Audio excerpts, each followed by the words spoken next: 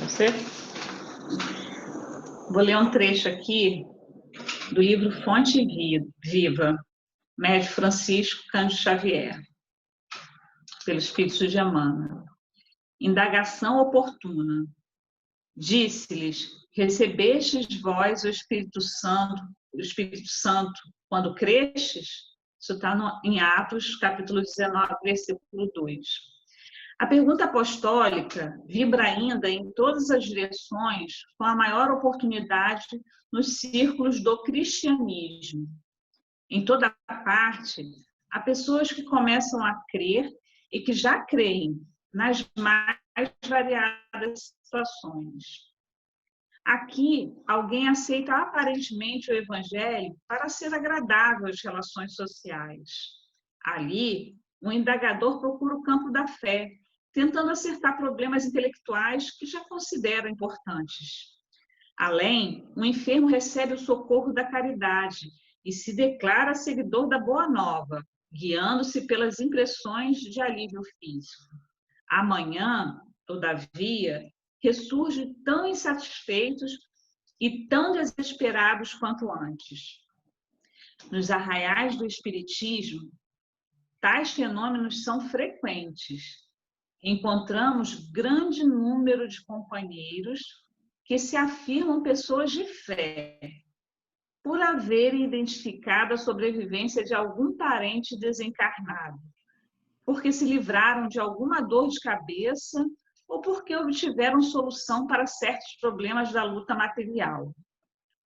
Contudo, amanhã prosseguem duvidando de amigos espirituais e de médiuns respeitáveis, acolhem novas enfermidades ou se perdem através de novos labirintos do aprendizado humano. A interrogação de Paulo continua cheia de atualidade. Que espécie de espírito recebemos no ato de crer na orientação de Jesus? O da fascinação? O da indolência? O da pesquisa inútil? O da reprovação sistemática às experiências dos outros? Se não abrigamos o espírito de santificação que nos melhore e nos renove para o Cristo, a nossa fé representa frágil candeia, suscetível de apagar-se ao primeiro golpe de vento. Emmanuel. Então, pessoal, vamos, nesse momento, calmar nossos corações, serenar nossas mentes, para nos conectarmos com a espiritualidade superior, os nossos amigos espirituais, nossos mentores, para darmos andamento no estudo desta noite. Mestre amado Jesus, em teu santo nome, em nome de Deus Todo-Poderoso, de Maria Santíssima, nossa Mãe, em nome de todos aqueles espíritos que já nos precederam na jornada, que amparam e dirigem nosso Divino Espírito Santo, damos por iniciado o estudo dessa noite, agradecidos por mais essa oportunidade, Senhor, de estarmos reunidos, conectados, entre nós e com a espiritualidade, para que possamos aprender sempre um pouco mais sobre essa doutrina reveladora e salvadora de nossas vidas. Graças a Deus. Graças. E inspire o nosso irmão Elcio na condução do estudo dessa noite.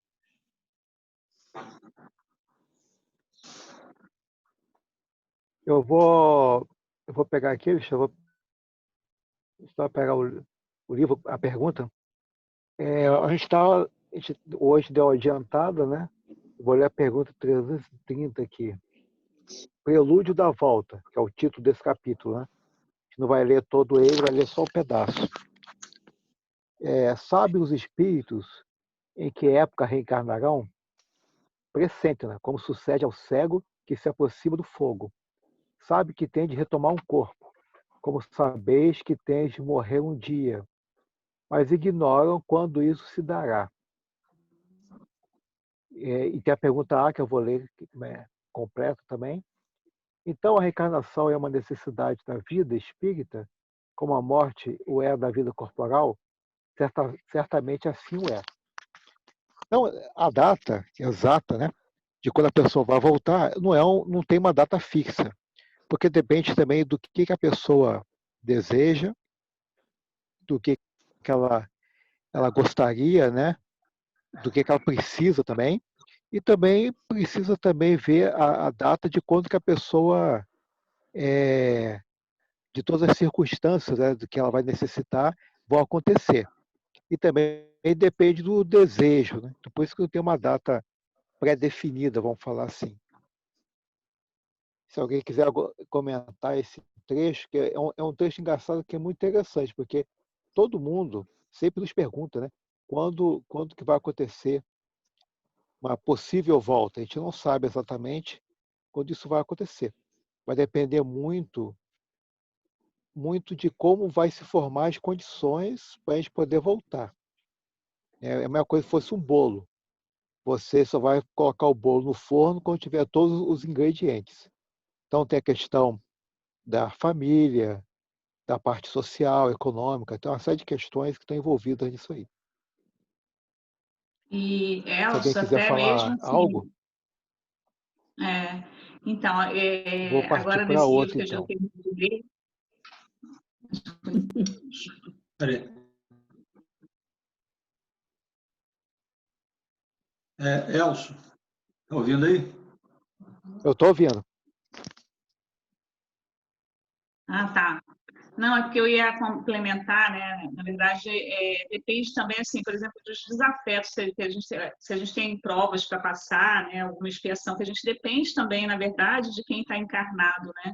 No livro Missionários da Luz, tem um dos capítulos, ele fala do momento que todas as condições que precisavam estar ali acontecendo para, eu não lembro o nome do espírito que tinha que encarnar, mas eram tantos fatores ali juntos, inclusive da aceitação da família, né, o pai, que era o desafeto dele, de permitir naquele momento, e deles também estarem encarnados, né, para aquilo acontecer. Então, como você falou, são várias condições, né, para que aquelas coisas se juntem naquele momento, para que essa encarnação aconteça. Então, não vai acontecer um momento exato mesmo. Outro exemplo também que me veio à mente aqui, né? A gente lembrando lá de 2.000 anos e de 50 anos depois, né?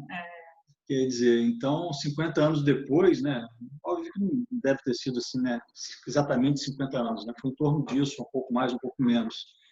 É que se reuniu essas condições, né? Para aquele grupo, aquele mesmo grupo ali que se encontrou há 2.000 anos, poder reencarnar e dar andamento, né, em todas os resgates, os compromissos, né, as necessidades recíprocas, né, de expiação, né, de karma coletivo, as inter-relações que existem, né, entre os componentes daquele grupo. E você imagina o emaranhado, né, como é que isso é complexo, né, para você fazer um plano reencarnatório, né, de cada espírito, e entrelaçando essas relações kármicas, né, entre eles. Então, não é uma coisa simples de se planejar. Né? E Então, como você falou, muitos fatores. Né? tem outro aspecto também que eu penso que a gente aprende aqui e aprende lá. Né? A vida do espírito é essas duas dimensões. Né? Então, a gente vem, eu costumo dizer que lá no grupo onde eu frequento, onde eu trabalho, o pessoal do estudo, que a gente aprende no mundo espiritual e aqui a gente tira a prova dos 9. Né? Realmente aqui botar à prova se aquilo que a gente aprendeu no mundo espiritual tá valendo. Né? Então, eu acho que também tem essa questão do tempo, quando ele diz aqui, né, que o espírito não sabe, mas ele pressente. Assim como quando a gente está encarnado, que a morte se aproxima, a gente, né, tem aquela sensação de que as forças orgânicas estão indo e que a qualquer hora o desencarne vai vir. Então, assim, é lá, né? Você passa aquele tempo no mundo espiritual, porque a gente tem que aprender algumas coisas lá, tem que desenvolver, e depois a gente reencarna. Né? Então, esse momento, eu lembro também daquele livro da Ivone, né, o martírio dos suicidas, né, e fazia 40 anos que o rapaz estava lá, o Camilo, né, e ele ainda não se sentia apto a reencarnar, né, porque devido ao fato dele ter se suicidado, seria uma reencarnação difícil, dolorosa, né, mas ele ainda não se sentia, então ele já se sentia até envergonhado, porque muitos que estavam com ele, colegas dele, já haviam reencarnado para cumprir com as suas provas, né, em função do suicídio, e ele ainda estava lá no mundo espiritual, ainda criando coragem para poder reencarnar, né? Então, eu acho que tem isso também, é o tempo que a gente precisa estar no mundo espiritual, aprendendo, desenvolvendo algumas coisas para poder reencarnar, e também todas essas questões que foram colocadas, né? Todo o planejamento, toda a condição necessária para que a gente consiga ter êxito, né, na reencarnação. Com certeza. Bom, gente, eu vou continuar aqui lendo a outra pergunta. 331, que é curtinha também. Todos os espíritos se preocupam com a sua reencarnação? Muitos há que em tal coisa não pensam, que nem sequer a compreendem. Dependem de estarem mais ou menos adiantados. Para alguns, a incerteza em que se acham do futuro que os aguarda constitui punição. Então, é aquela velha história, né? Da mesma forma que a gente tem pessoas que não se preocupam com o dia seguinte, o que vai acontecer com a família, que não se preocupam se vão com o emprego, com uma boa escolaridade para ele mesmo e para todos. Da mesma forma também que lá no mundo espiritual também as pessoas não se preocupam se vão reencarnar, quando vai reencarnar, não tem a mínima preocupação de tentar reparar os seus erros, não é nada disso. Elas apenas continuam a viver como viviam aqui também, sem nenhum outro tipo de, como vou explicar, de maior responsabilidade consigo mesmo, né? Essa que é a grande questão. Se alguém quer comentar essa perguntinha? O Elcio, às vezes até continua sem acreditar na reencarnação, como vivia na Terra sem acreditar. Sim. Às vezes no mundo espiritual não tem noção ainda e continua sem acreditar. Então não se preocupa, né? Vai deixando, acha que continua vivo sempre, uma vida só. Não entende a mudança, não entende a transformação, não entende nada. E acha que não vai acontecer nada, não acreditava, continua sem acreditar. Isso, né? Nós que acreditamos, nós somos espíritos e acreditamos, né? Então nós temos essa intenção de retornar à vida material para resgatar o que a gente não conseguiu. Mas quem não acredita e vai para o mundo espiritual continua lá da mesma forma, por muitos e muitos anos, sem acreditar que pode reencarnar e que existe a reencarnação. Fica esperando até uma situação diferente, de acordo com aquela religião que ele professava, né? Que ia ficar no céu, essas coisas assim, diferentes da reencarnação. Aí nem se preocupa, porque também não acredita. Acho, né? Então, é isso. Você vê que tem pessoas que nem se preocupam em colocar filho na escola, não se preocupam em dar as vacinas necessárias para a criança. E aí você observa, da mesma forma que tem esse tipo de gente aqui, entre nós, do outro lado também não é muito diferente. Né? As pessoas não estão nem preocapadas em voltar. Desencarna que logo você vai entendendo tudo. Você leva anos para mudar o seu sentimento, o seu pensamento, né? A sua transformação. A gente fala agora aqui, lendo aqui, mas também não sabemos se vamos entender também com tanta convicção, né, no mundo espiritual. E os outros nossos irmãos que não são espíritas, que nós respeitamos a opinião de todos, né, continuam sem querer tomar as vacinas, sem querer fazer nada, conforme você colocou aí. Não acredita, simplesmente vive fora dessa realidade.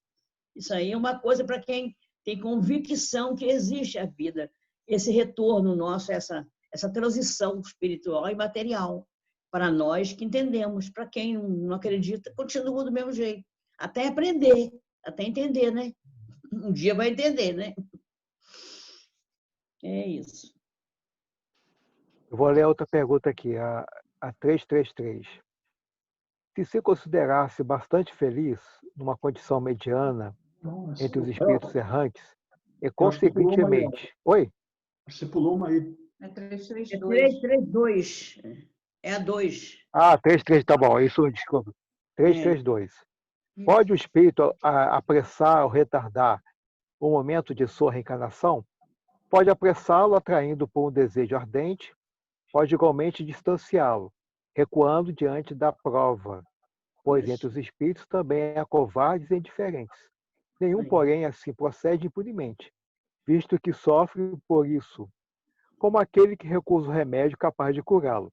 Então, ele pode adiantar, né? Ou também pode atrasar, né? O problema todo de você, de um e outro, é que você perde o momento, né? Quando você adianta muito, você fica com poucas opções de organizar, né, uma boa reencarnação. Então, uma boa condição, porque demora um tempo de você organizar toda uma estrutura para que as famílias se encontrem. Então, você vai ter que ter uma família que não é aquela mais adequada, né, e por aí vai. E também, se adiar muito, também acontece, passa o momento, né? Depende do que adiar, aquele que seria seus pais já ficam mais velhos, e aí eles não vão ser mais os seus pais, você será um neto, uma coisa assim. Claro que o adiantamento e o atraso pode acontecer por motivos mais nobres até, né? Não por medo e não por pressa. Pode acontecer por motivo que às vezes é necessário que o espírito tenha esse atraso por um objetivo maior. Mas aí é outra situação. Na realidade, o que mais acontece é que tem muita gente que é muito apressado, quer resolver as coisas da noite para o dia, e tem gente que tem muito medo. E aí começa a ir atrasando as coisas até não poder mais. Nada diferente do que a gente vê aqui no nosso dia a dia, né? Tem gente que é muito apressado querendo resolver as coisas aí, mete os pés pelas mãos, e tem gente que tem muito medo e vai demorando tanto que aí perde a oportunidade. Então é muito parecido com o que a gente vê no dia a dia, no trabalho, na escola, qualquer lugar que seja. É verdade. Né? Agora que é 333. Se alguém quiser falar alguma coisa, pode falar, gente. Elcio, eu penso que isso também está, como a Conceição falou, né? O espírito, ele lá, ele está estudando, ele está, né, se desenvolvendo, né? Tem toda uma condição que ele está se preparando lá. Então, adiantar ou atrasar, eu acredito que dependa muito de como está o adiantamento dele lá, da evolução moral dele lá, né? Nos estudos, nos trabalhos que ele está fazendo na espiritualidade. E aí, por exemplo, como a gente disse na questão anterior, né? Se ele não se preocupa, por exemplo, e porque reencarnar ele não tem escolha, ele vai reencarnar, isso, ele tem que reencarnar. Então, assim, ele pode adiar, né? Ficar lá adiando, ele vai até adiar, mas se ele não está trabalhando para isso, se ele está se desenvolvendo moralmente na espiritualidade, né? E se ele estiver fazendo isso, acredito que ele vai fazer isso no momento certo, né? Ou essa questão do adiantar pode ser por conta de condições ideais, né? Que estejam todo o alinhamento, né? Que a gente conversou aqui, né? Para isso acontecer. E aí, se ele estiver preparado, ele pode até né, pedir, né? A clemência de Deus para poder estar voltando, né? E eu não, e se atrasar, na hora ele vai ter que vir, ele não tem escolha, né? Vai ser compulsório, né? A reencarnação vai ser compulsória. Né? Exatamente. Isso mesmo. Vou ler outra pergunta aqui, a 333. Se considerasse bastante feliz numa condição mediana entre os espíritos errantes e, consequentemente, não ambicionasse elevar-se, Poderia o espírito prolongar indefinidamente esse estado? Indefinidamente, não. Cedo ou tarde, o espírito sente a necessidade de progredir e todos têm que se elevar. Esse é o destino de todos. O que ele está querendo dizer aqui é o seguinte: tem gente que está numa boa, né? Lá do outro lado. Está numa condição mais ou menos, não está numa condição nem muito ruim, nem muito boa, mas está tudo bem.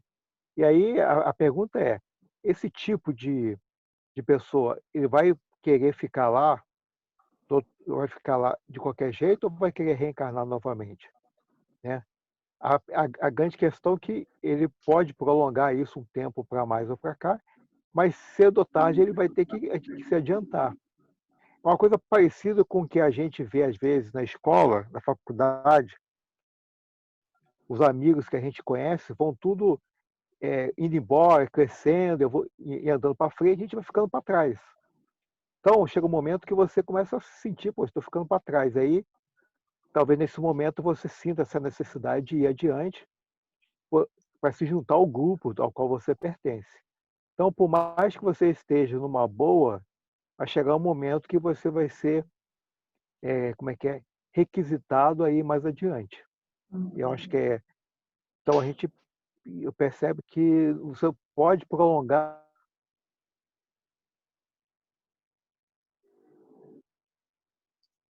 Acho que ele desconectou.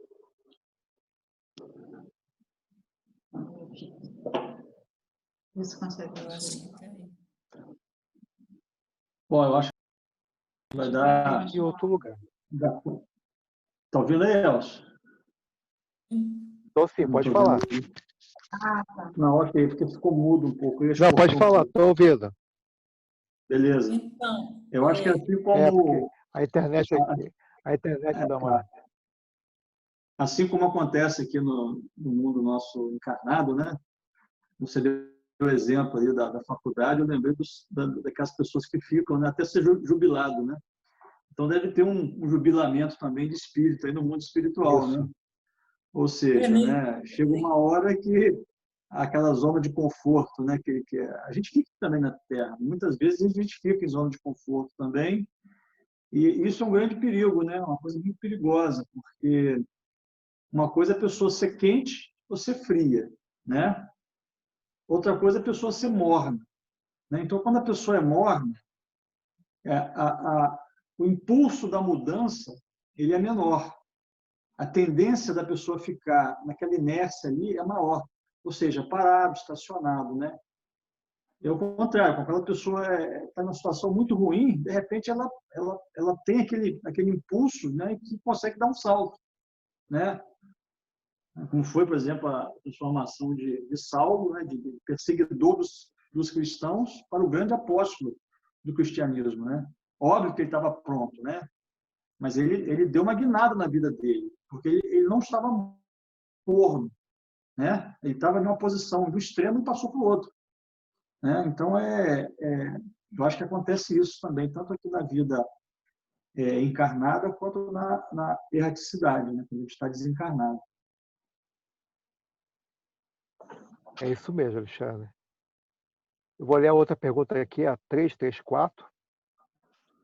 A predestinação na união da alma com tal ou tal corpo, ou só a última hora é feita a escolha do corpo que ela tomará? O espírito é sempre de antemão designado, tendo escolhido a prova que queira submeter-se, pede para encarnar. Ora, Deus que tudo sabe e vê, o espírito se uniria a tal corpo. Então a gente vê que as pessoas, que um determinado corpo, né, ele se adapta a um certo tipo de espírito. Não tem aquele negócio assim que tem uma linha de montagem e aí você vai escolhendo qual que você quer. Não. Tem toda uma situação de características físicas que tem que ter adequadas àquele tipo, né? Porque os problemas que nós carregamos vão influenciar diretamente na construção do corpo. Então, um corpo que é destinado para uma pessoa que fez determinadas situações em outra existência vai ter determinados defeitos e problemas aí. Então, não é assim que você é um corpo feito quase não, por encomenda, né? No processo da reencarnação, é um corpo que é feito para aquela pessoa em especial, porque ele carrega todas as características que são necessárias para um tipo até um tipo de trabalho, né?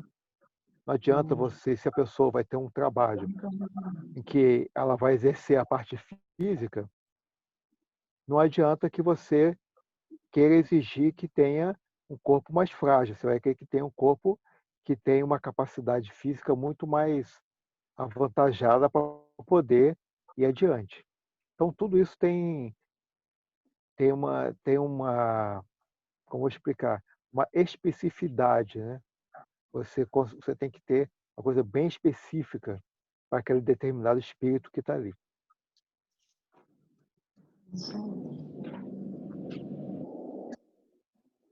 Se alguém quiser comentar alguma coisa aí, tá? Senão eu parto para outra aqui. Pode falar. A gente vê pelas obras de André Luiz, né, que tem verdadeiros técnicos especializados nisso, né? Essa tarefa de fazer o projeto do corpo, de como será aquela reencarnação, né? Os órgãos, como vão vir, né? Tudo. Então, é uma coisa bem programada mesmo. Não é feita aleatoriamente, como ele pergunta aqui. É na hora da reencarnação, não. Já tem todo um preparo. Muitas vezes até a aceitação, né, da família, né? Às vezes você, como a gente viu também na obra de André Luiz, né, situação que existia realmente, né, um débito, né, uma relação kármica entre pai e filho, né, a dificuldade, né, que se teve para convencer aquele pai a receber aquela criança no seio da família, né? Então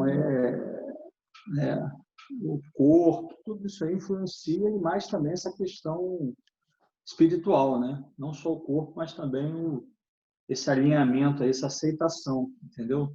Pacificar aquele pai ali, aquela mãe, porque é muito bom quando a gente recebe, né, no seio da família, um espírito amigo, né, um cristiano, assim, a gente tem uma relação, né? Mas também a gente às vezes tem que receber alguém que a gente deve, o que deve a gente, para poder haver o resgate, né? E isso é um processo complicado, né? Porque se não houver aceitação, você imagina uma mãe que não aceita a criança, ela pode até ter um aborto espontâneo, né, durante a gestação, ou, enfim, uma série de coisas que podem dificultar aquele espírito ali a encarnar.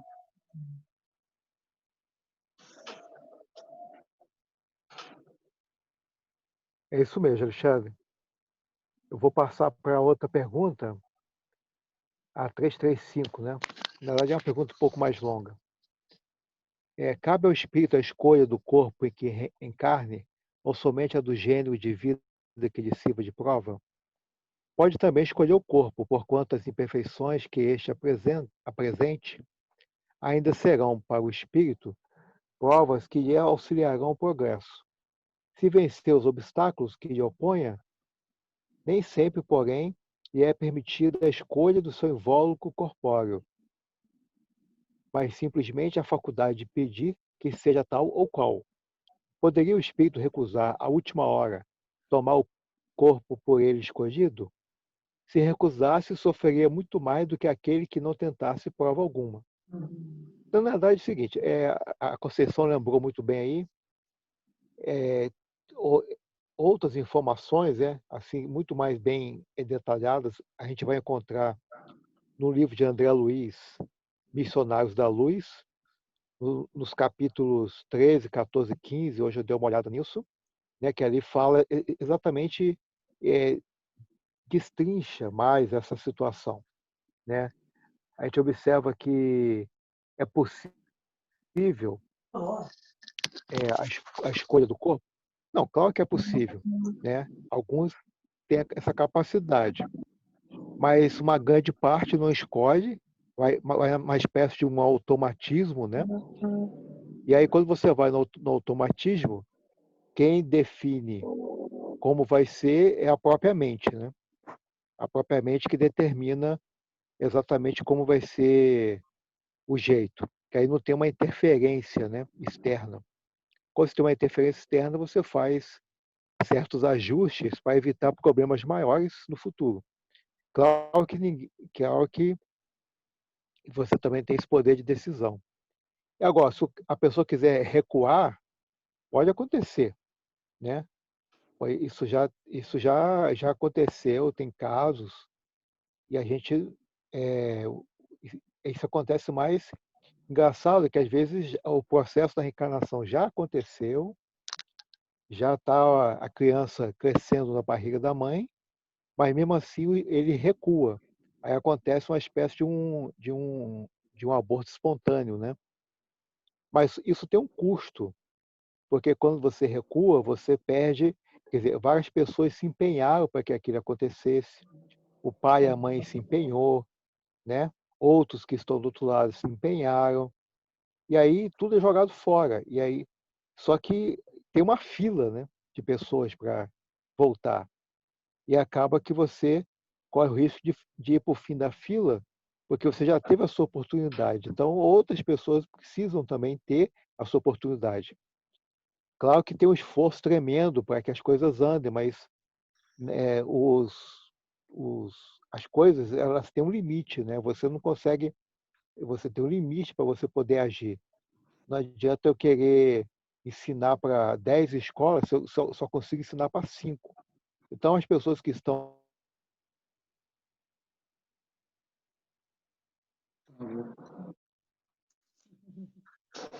ali auxiliando são muito boas, e aí para voltar a auxiliar você a uma hora, né? E aí alguém vai ter que perder naturalmente. E é justamente esse o problema. Então, precisa pensar muito antes de ter esse recuo, porque pode ter.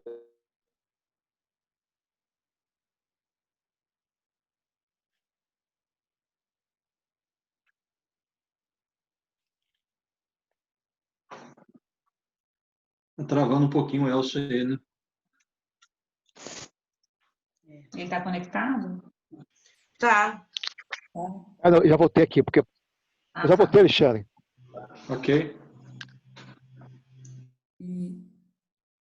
Pode continuar. Então, aí pode ter consequências piores, né? Então, se alguém quiser comentar essa pergunta, essa 335, né, que tem a 335 e a 335A. Eu penso também que tudo isso, né, para a gente refletir na importância da gente ter tido o privilégio de uma reencarnação, né, que muita gente não dá valor, né? Ou seja, você colocou aí quanto que se dispõe, quantos espíritos, quanto trabalho, quanta coisa não acontece, né? Quantos irmãos não colocam ali os seus esforços para que haja uma reencarnação, né? Pais, aqueles que se propõem a ser pais, né? No mundo espiritual, o quanto não é mobilizado para que aconteça uma reencarnação. E às vezes a gente não pensa tanto nisso, né?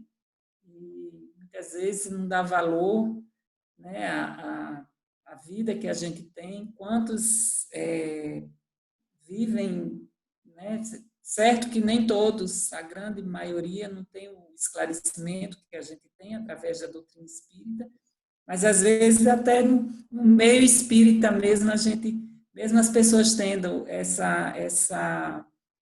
conhecimento ainda não pensa, não dá um certo valor à reencarnação, né? Então, eu acho que também dá para a gente refletir por essa ótica aí, né? E pensar no trabalho que esses irmãos têm para promover uma reencarnação, né? Quanto que não é feito para a gente pensar um pouco mais e dar valor que a gente conseguiu, porque como o Elcio colocou, a fila é grande, né? A fila é muito grande para reencarnar, nem todos têm essa oportunidade. Tendo em vista que as pessoas hoje não querem mais nem ter tantos filhos, né? Então, complicado. É difícil. Na verdade, você vê mais filhos, né, entre os pobres, que não têm tanta condição, do que entre as pessoas de classe média ou pessoas de classe mais privilegiada, né? A gente tem percebido bastante isso, né? Então, assim, a possibilidade de você reencarnar em um lar, né, uma dificuldade, né, financeira, uma situação assim, acaba sendo maior, né, diante desse cenário que a gente está vivendo. Então, se a gente conseguiu reencarnar em um lar estruturado, né, com acesso a tudo isso que a gente tem, uma boa educação, a pais que foram, né, desvelados, né, com cuidados com a gente teve acesso, né, à educação, tudo isso, né, a ensinamentos, né, a ensino religioso, né, desde Alimentação, cedo. né, o cuidado, a saúde. Então, nós somos extremamente privilegiados e temos que reconhecer isso, dar valor a isso mesmo, como você falou. Responsáveis, né? E por retribuir isso à vida também, de alguma forma.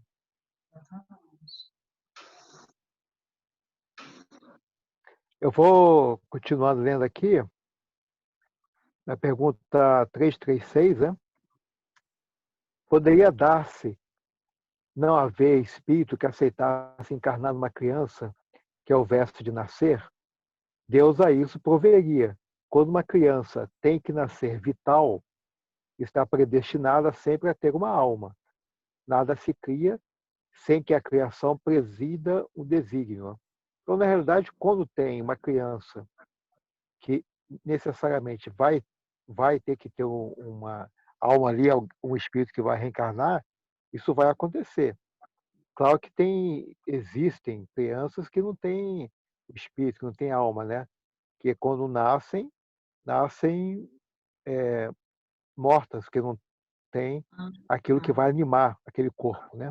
Então, tem até uma pergunta, não sei qual dessas perguntas, qual o número dela, mas que fala exatamente isso, né? Que muitas vezes o desejo dos pais em ter um filho provoca essas situações e ali não tem um espírito que está para reencarnar, né? Um detalhe também importante, que às vezes algumas pessoas nos fazem, né?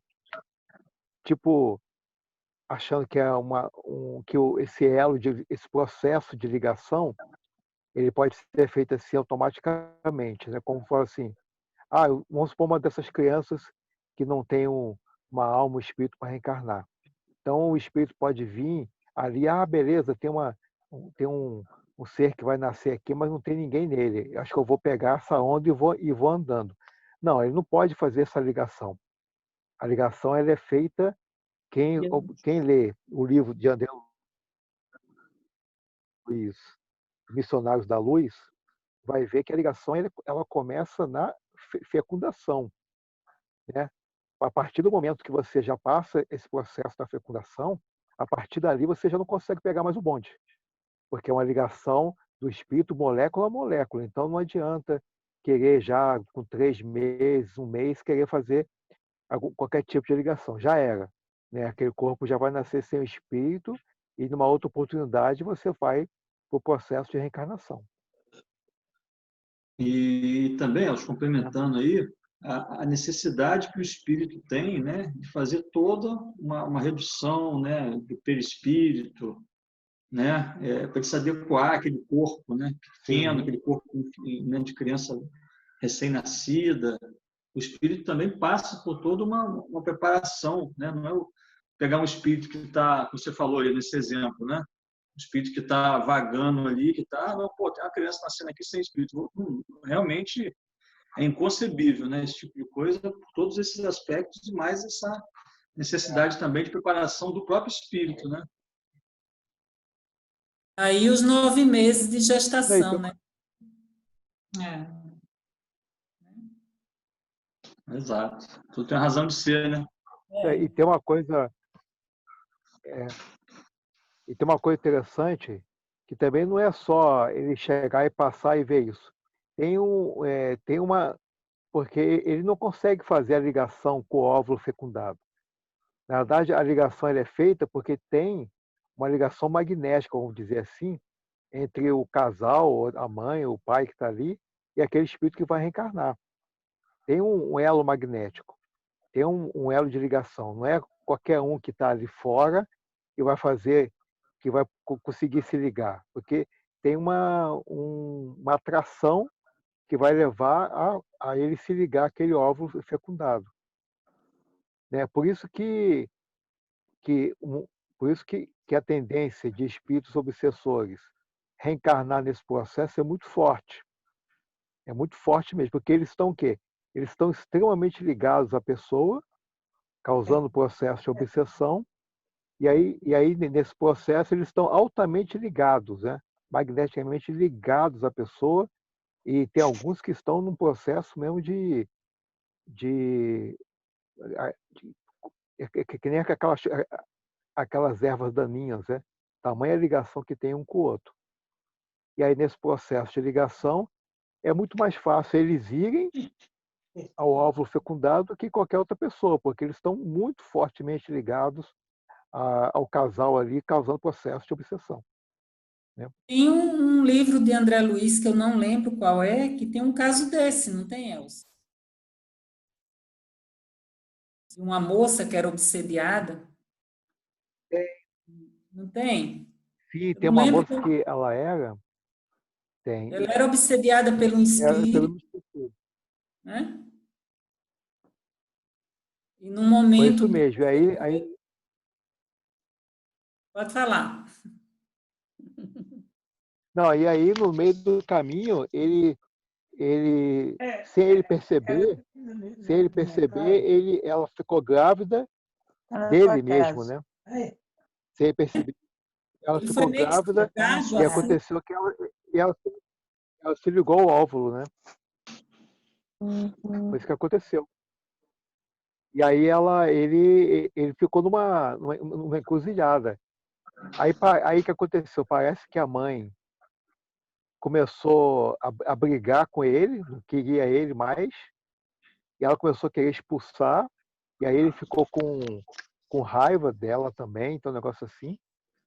E aí ela decidiu fazer um aborto, e nessa que ela decidiu fazer o aborto, ele falou o seguinte, ó, se eu vou embora, você também vai. E aí quando ela faz o aborto, ele provoca, a raiva dele provoca um sangramento tão grande nela, que ela também que acaba que desencarna também. É uns processos bem complicados, né, que a gente observa, só que a medicina humana não consegue achar uma resposta. Acho que foi um acidente. Mas tem uma briga entre dois seres que a gente não está observando ali.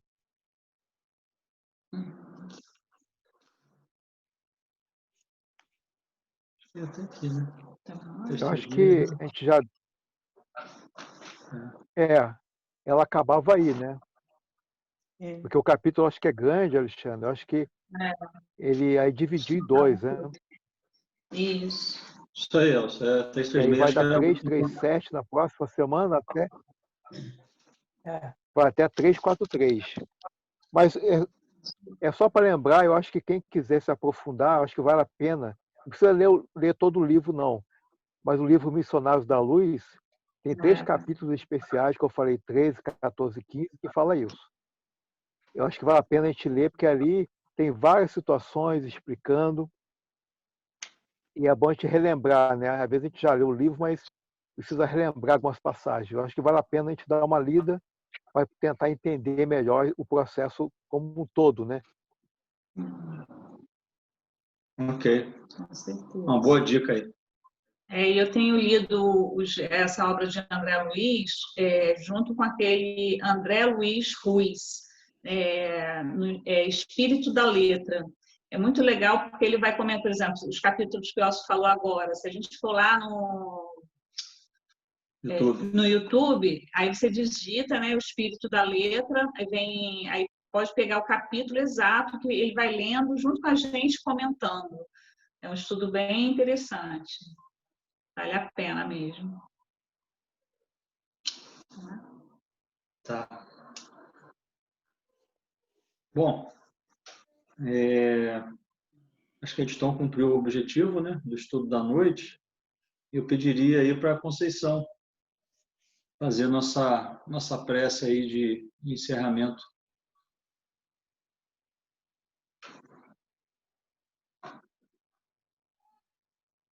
Vamos elevar o nosso pensamento a Deus, nosso Pai, a Jesus, o nosso mestre querido, nosso amigo de todas as horas,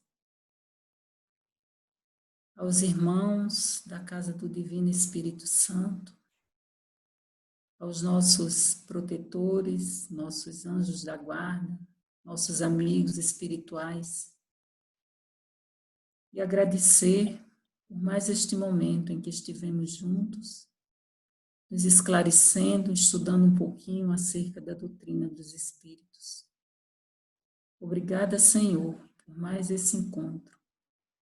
Rogamos a Ti, Mestre querido, que nos dê paz, luz, discernimento, nesse momento em que a humanidade passa por tantas dificuldades de variadas ordens, Senhor. Sê Tu, Senhor, a luz em nossos corações, para que possamos trilhar esse caminho com mais segurança, com mais amor em nossos corações. Abençoa, Mestre querido, a todos os nossos irmãos que não puderam participar desse estudo, a todos os irmãos de todos os segmentos religiosos, a toda essa humanidade. Abençoa também aos nossos irmãos que já partiram para o mundo espiritual, em especial o nosso irmão Ivan, que se encontra no seu momento de refazimento, que ele possa receber toda a luz, todo o amparo dos amigos espirituais. E assim, Senhor, imensamente agradecidos por mais essa oportunidade, por mais esse encontro. Nós te pedimos que seja conosco, hoje e sempre. Graças a Deus. Graças a Deus. Graças a Deus, irmão. Que seja. Muito bom estar com vocês hoje. Ótimo, excelente, gratidão, gratidão, gratidão. Tchau, tchau. Um abraço a todos aí. Abração, beijão para todos aí. Muito bom, cara. Beijo, Regina. Muito bom. Tchau. Tchau. Alexandre. Tchau, Marinha. Tchau, Valéria, Dona Santinha, Alquia, Tchau, todo mundo. Valéria. Dona Maria, que vocês não. planta é aquela? Oi? Só colocou? Oi, Lúcia. Que planta é aquela? É uma planta que eu tenho no meu quintal, que meu quintal é cheio daquela planta. Dona Maria, a gente precisa visitar esse quintal. Que nome dela? A gente precisa visitar esse quintal, Maria. Ah, pode vir, tá muito bonito. É muito cuidado, mas é bonito mesmo, porque o óleo dele, eu dou meus olhos, cada dia vai ficar mais bonito. Nós estamos devendo uma visita da Dona Maria aí, para ouvir esse galo cantar aí ao vivo. Bom que eu vou cá pra essa primeira visita ser aqui, quando a pandemia aí. Essa visita já está rolando. Isso aí. Bonde do Divino.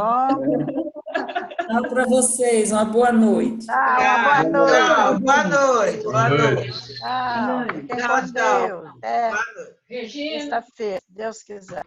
Já sei. Beijo, beijo, beijo. Tchau.